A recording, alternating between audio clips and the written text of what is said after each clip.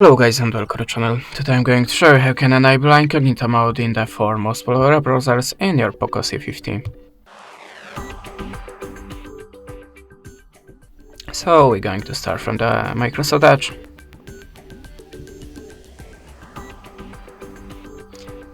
Here you have to click on the taskbar icon, choose the in private and add a tab.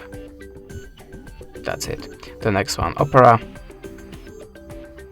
Like before, click taskbar icon, choose private and add a tab.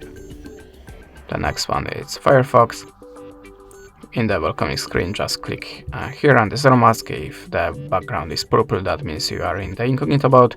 You can also try to go to the taskbar, zero icon, add a tab. And the last one, the Google Chrome.